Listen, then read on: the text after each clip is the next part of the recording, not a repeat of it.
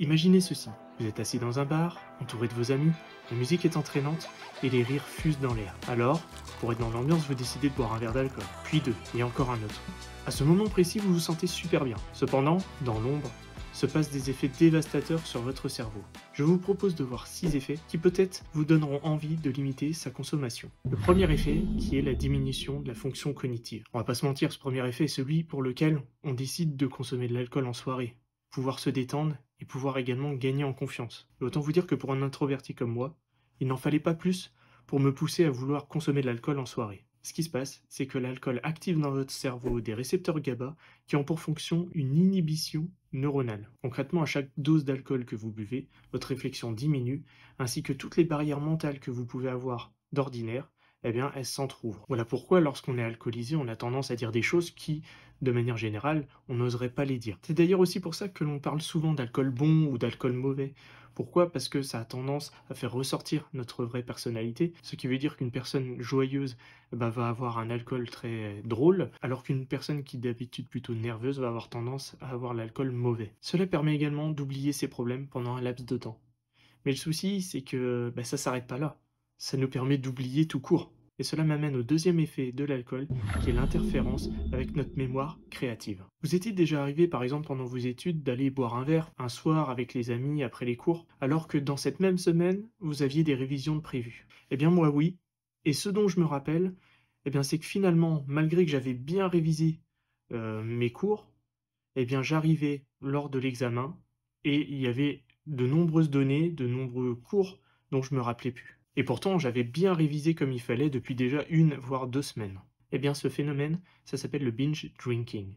Selon l'OMS, ce phénomène apparaît à peu près aux alentours de 5 verres d'alcool consommés. Pour faire simple, dans votre cerveau, vous avez l'hippocampe, qui est le siège de la mémorisation. Celui-ci possède des récepteurs, appelés NMDA, qui ont pour objectif d'assurer la relation neuronale entre les différentes synapses. Et ce récepteur, il est primordial pour l'apprentissage, car il permet ce qu'on appelle plus communément la plasticité neuronale. Donc ce qui permet à votre cerveau justement de créer de nouvelles relations et donc de mémoriser. Pour ceux que j'ai pu perdre, retenez que plus vous buvez, plus vous avez de risques de perte de mémoire ou encore de difficultés à créer de nouveaux souvenirs. Cela peut notamment se traduire par cet effet de trou noir que vous avez peut-être déjà vécu dans votre vie. Effectivement, on se lève le lendemain d'une soirée très arrosée et finalement, on est incapable de dire ce qui s'est passé lors de cette soirée. Le blackout. Maintenant, en plus de la mémoire, on a également des effets sur notre motricité. On a tous en tête une personne qu'on a croisée lors de soirées, qui titubait, et on se demandait même comment elle allait faire pour rentrer chez elle toute seule.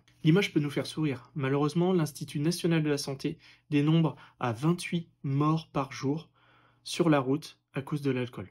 Et en fait, il y a deux causes très simples à cela. Tout d'abord, l'affectation du temps de réponse de notre corps, qui est de 192 millisecondes sans alcool, et qui passe à 437 millisecondes au bout de seulement 2 verres d'alcool. Cela veut dire que notre temps de réponse est déjà multiplié par 2 si l'on respecte les doses recommandées par l'état de 2 verres. Donc je vous laisse imaginer si on boit plus de 2 verres.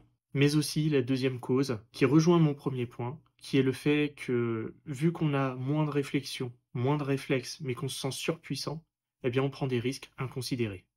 Le quatrième effet, qui n'est pourtant pas des moindres, c'est l'altération de notre sommeil. Il est bien connu que l'alcool nous aide à nous endormir.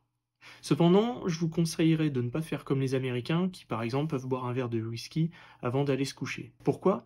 Parce qu'en fait, l'alcool, c'est le même principe que les somnifères. C'est-à-dire que votre corps va s'accoutumer, et en fait, au départ où il vous suffisait d'un verre pour vous endormir, avec cet effet vraiment assommant, eh bien au fur et à mesure, la quantité devrait être de plus en plus forte, jusqu'à en boire une bouteille entière afin de pouvoir vous endormir. La vérité, c'est que l'alcool dégrade notre qualité de sommeil. Et ce, ne serait-ce qu'un verre. D'ailleurs, selon des études qui ont été menées, on estime à 9,3% la perte de qualité de sommeil au bout d'un verre, 24% à partir de 2 verres, et pas moins de 39,2% au-delà de 2 verres d'alcool bu. En gros, c'est un tiers de la qualité de votre sommeil qui passe à la trappe, tout simplement. Et quand on sait l'importance du sommeil sur notre corps de manière générale, eh bien, ça fait réfléchir, je trouve. Et comment cela se traduit finalement sur votre sommeil? Eh bien, c'est la diminution du sommeil profond, qui est pourtant le sommeil le plus réparateur pour notre corps. Et en fait, la seconde partie de la nuit va être également beaucoup plus agitée. Entre les rêves, entre les réveils, entre la bouche pâteuse, l'envie de boire, l'envie d'aller aux toilettes, et au fur et à mesure, on va même jusqu'à l'insomnie. Nous avons ensuite un cinquième effet qui est tout simplement la perte de la notion de récompense. L'alcool créant du plaisir, qui est d'ailleurs la raison pour laquelle nous en consommons de manière générale, eh bien il se pose la question de la dopamine dans tout cela. Du fait que tout ce qui fait plaisir à notre cerveau en sécrète, eh bien quand on boit de l'alcool, on vit au gré des pics que cela provoque en nous. Donc, vous allez boire des verres d'alcool, le pic de dopamine en vous va monter, mais il faut savoir que pour chaque pic qu'on a, on a la chute qui est associée. C'est comme dans la vie. Personne n'a réussi sans avoir des échecs. Généralement, c'est proportionnel. La personne qui réussit vraiment bien dans la vie a connu des échecs vraiment marquants. Et bien là, c'est pareil sur les pics de dopamine. Plus vous allez avoir un pic de bonheur, plus vous allez avoir la chute derrière. Et le problème, c'est qu'au moment où vous êtes dans ce creux-là, quand vous êtes au niveau de la chute, eh bien votre cerveau, qu'est-ce qu'il vous dit? Il vous dit, rappelle-toi comment tu te sentais bien la dernière fois que tu as bu de l'alcool. Et donc, on y retourne. On reboit de l'alcool. Donc on refait un pic, et donc on reconnaît cette chute. Et ça va faire que ça. Mais dans notre quête d'avoir de plus en plus plaisir, eh bien ce qu'on va faire, c'est que pour avoir le pic et ressentir le même plaisir qu'au départ, ben on va vouloir aller encore plus haut. Donc on va consommer encore plus. Et donc la descente va être encore plus brutale. Et au fur et à mesure, finalement, on va être guidé que par cette envie et cette rechute. Et l'augmentation de ces doses d'alcool nous emmène à notre dernier point, à savoir l'augmentation de l'anxiété. Car si quelques verres nous permettent de réduire le stress parce qu'on se sent bien pour les points que nous avons vus juste auparavant, eh bien sur le long terme, ça aura l'effet totalement inverse. Augmentation du stress et de l'anxiété, sentiment de mal-être quand on ne consomme pas d'alcool, perte de la gestion de nos émotions, ou encore difficultés financières. Nous voilà dans une boucle infernale où finalement on consomme pour se sentir mieux, alors même que la source de notre problème, eh bien, c'est justement cette consommation d'alcool.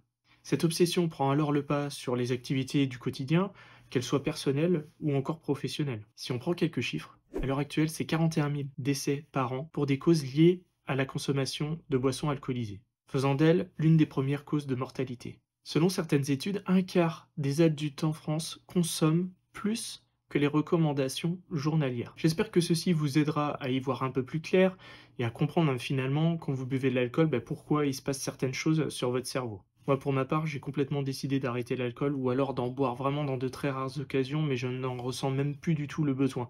Je n'y vois même plus vraiment d'intérêt en fait. Je pourrais vous citer tous les bienfaits que ça a fait par exemple sur moi, mais je pense que c'est à chacun d'expérimenter, car tout le monde est différent, et de faire ses propres choix. Mais j'espère que ceci pourra vous aider peut-être à faire des choix différents de ce que vous faites actuellement. Je vous retrouve très vite pour une prochaine vidéo, et en attendant, prenez soin de vous.